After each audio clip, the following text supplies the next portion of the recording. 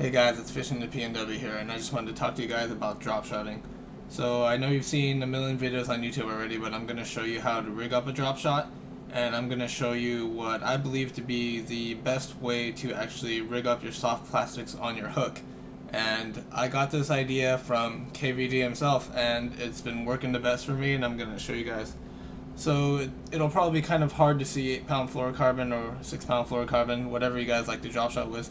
It's going to be hard to see it on the webcam, so I'm going to be using 50-pound braid so that you can see what I'm doing. The hook that I like to use, because not only is it a great hook, but it's also very cheap.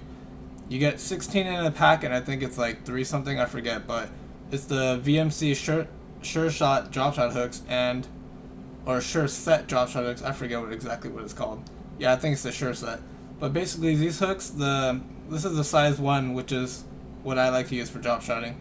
But you'll see that the wire size of the hook is a little bit thicker than normal, and it has a really great barb on there. So when you set the hook and you stick a fish, it's not gonna come off.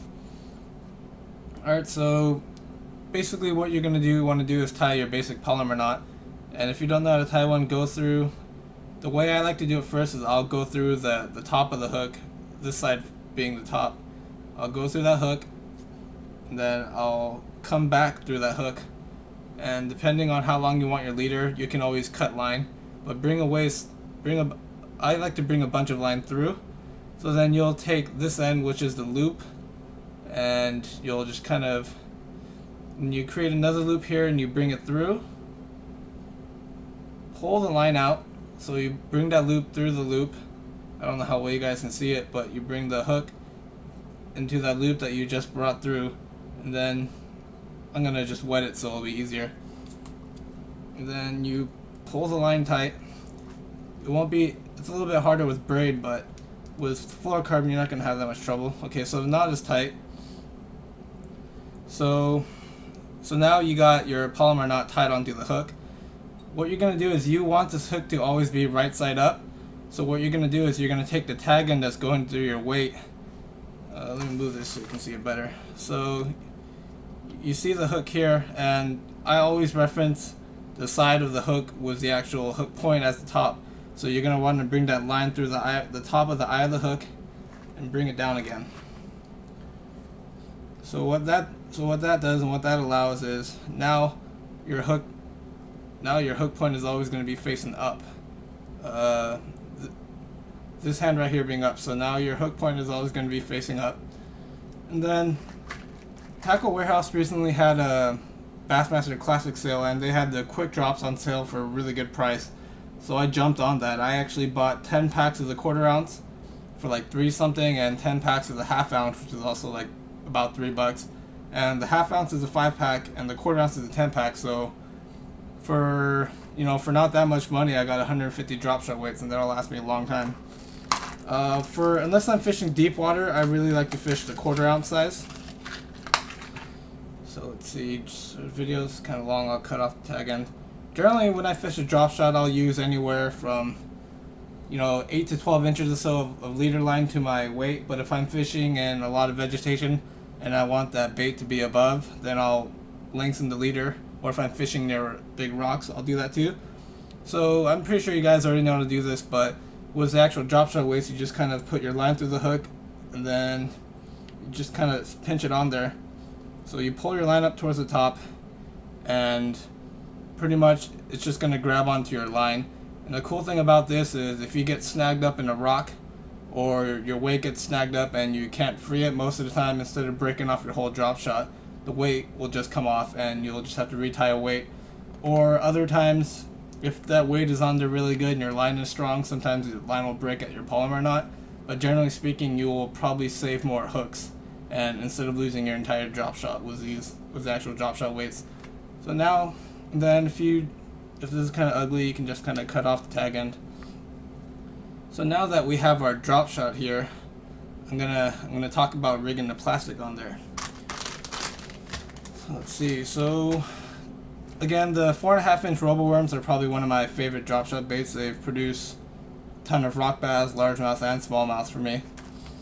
Another bait that I've also done really well with is the Zipper Worm 3.75-inch drop shot shaker. If you guys haven't fished these, I highly recommend it. The 3 colors that I've done well with are Aaron's Magic, Watermelon Red and Black Flake, and Green Pumpkin. So here's the Watermelon Red and Black Flake. If you look at it as the zip worms always are, they've got that, I don't know if you can see it in the camera, but they got the nice zipper ribbed edges. And on top of that, it's kind of got like a little paddle tail at the end. And in the water, this thing just comes absolutely alive. And they come garlic scented already from out of the package, so they're a great bait. So if you take a look at the hook here, you'll see a lot of people who will just who are lazy, and when they nose hook it, they just kind of push it through, and then the bait will kind of hang out like that. But that leaves a lot of room for that bait to move side to side. And sometimes if your worm is long, it'll wrap around your line and get all tangled and nasty. And also when you do this, it leaves room for the fish to just kind of bite at the bait and tear it off. What some people like to do is they'll just go in through the nose of the hook, then they'll go to about where it meets that bend, and then they'll just pull it through, and it ends up sitting on the bottom of the hook like that. Now that's kind of how I used to drop shot when I first started drop shotting, but again, the presentation doesn't look too natural because then that worm's kind of be sagging, and it's not going to really be straight out there. And like I mentioned in the beginning of the video, the way I rig my plastics is the way that I saw a video about KVD talking about how he drop shots. So basically the way you rig it, the end result is going to be this bait just flush and in line with the hook. So if you want to line it up so that the point of your hook is barely sticking out of the plastic, and look where that bend begins. That's where you're going to want to insert the hook.